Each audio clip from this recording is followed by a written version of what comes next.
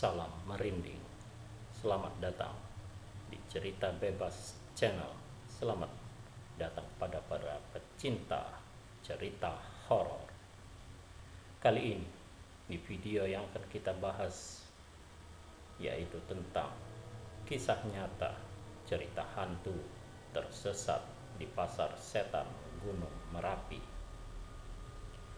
Banyaknya cerita mengenai pendaki yang hilang atau meninggal di Gunung Merapi justru memicu anggota grup pecinta alam Giri Kartika untuk pergi ke sana. Pirngadi, ketua grup yang lebih dikenal dengan panggilan Bagong, telah mengkliping sejumlah berita tentang Merapi. Satu hal yang menarik perhatiannya adalah Pasar Setan, yang menurut sebuah tabloid merupakan tempat berkumpulnya arwah para korban Merapi. Pirngadi mendiskusikannya dengan keempat temannya, Pardede Batak, Markus Sulawesi, Yosi Ambon, dan Made Sukarta dari Bali. Jika kita bisa hindari itu pendakian malam, kita bisa hindari itu pasar setan segala, kata Pardede. Itu benar, daripada kita mendapatkan kecelakaan yang tidak masuk akal, kata Pirngadi. Pasar setan itu masalah kecil, kita harus lebih rasional dong.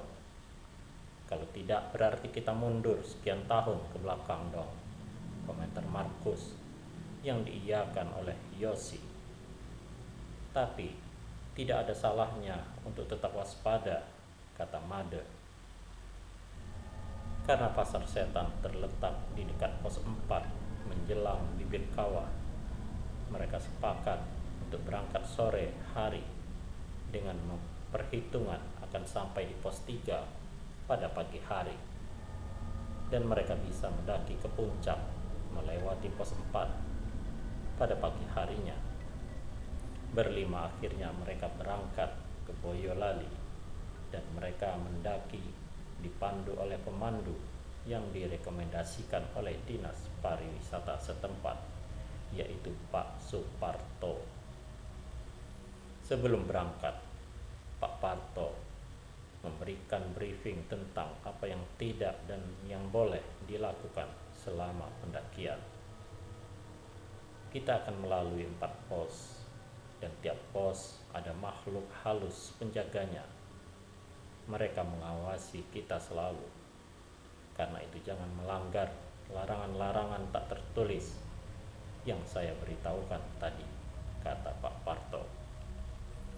Selesai sholat maghrib, mereka memulai pendakian. Semakin ke atas, udara semakin dingin, sehingga mereka memerlukan untuk memakai kaos tangan. Walaupun pemandangan sangat indah, bintang bertabur dan kerlap-kerlip lampu kota Solo dan Magelang, tapi suasana cukup mencekam, apalagi ketika mereka melewati pos 3. Saat itu hari telah lewat tengah malam, dan mereka telah melewati Batu Gajah Mungkur, yang berarti sudah dekat dengan tempat yang dikatakan sebagai pasar setan. Kabut belerang semakin menebal, dan terdengar suara-suara persis seperti kalau kita sedang berada di pasar. Akan tetapi tak seorang pun yang tampak. Lalu tiba-tiba Markus dan Yosi berteriak-teriak sambil mengacung-acungkan telunjuknya ke arah depan. Suasana menjadi kacau. Pak Parto segera mengambil inisiatif, mengajak semuanya untuk duduk dan berdoa menurut keyakinan masing-masing. Bau belerang yang semakin menyesakkan dan dingin yang semakin menggigit membuat Pirngadi merasa tubuhnya melayang.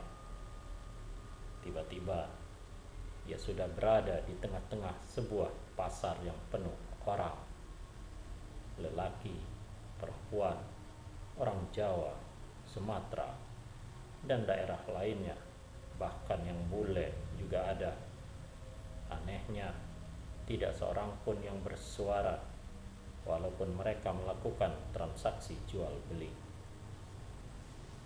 Seorang lelaki berseragam abdi keraton menghampiri Pirengadi dan membawanya ke sebuah kereta kuda yang tertutup.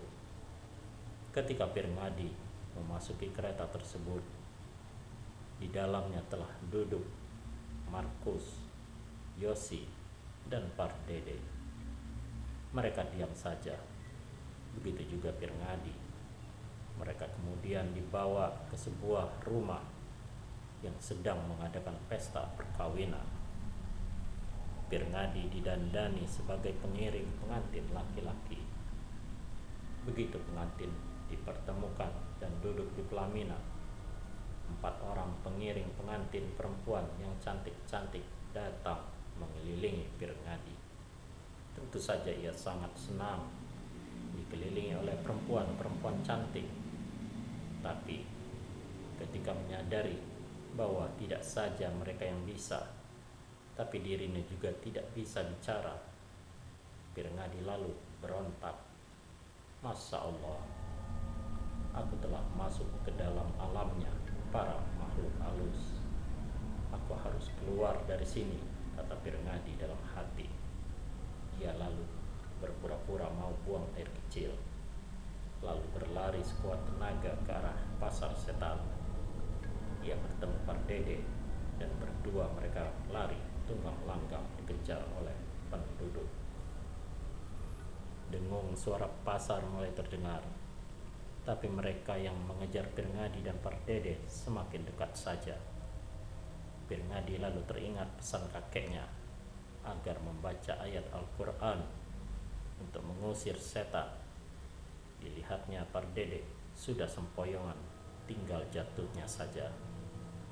Dengan sisa-sisa kekuatannya, Pirengadi mengucap, Allahu Akbar, Allahu Akbar, Allahu Akbar, dan kemudian tak sadarkan diri. Ketika siuman, ia telah berada di atas tempat tidur di rumah sakit umum Boyolali. Di ranjang sebelahnya terbaring Pardede dengan kondisi yang tidak lebih baik. Pirengadi juga melihat semua saudaranya dan saudara teman-temannya yang datang dari Jakarta bergerombol di luar kamar. Pak, di mana teman-temanku yang lain? Tanya Pirengadi kepada Pak Parto. Nak Markus hilang entah di mana. Sedangkan Nak Yosi ditemukan tewas karena makan buah ninjo. Lalu Nak Made ditemukan sedang berdiri di bibir kawah. Seandainya kita terlambat sedikit saja, entah apa yang akan terjadi pada Nak Made. Pirengadi termangu-mangu. Kalau dipikir-pikir, memang ia dan teman-temannya telah banyak melanggar aturan tak tertulis yang telah diberitahukan oleh Pak Parto. Seperti misalnya larangan untuk makan buah ninjo. Menurut Pak Parto, Markus dan Yosi diambil oleh Mbah Kiai Petro yang menunggu pasar setan. Demikianlah kisah horor tentang pendakian di Gunung Merapi. Semoga Anda terhibur dan tidak mimpi buruk. Salam merinding.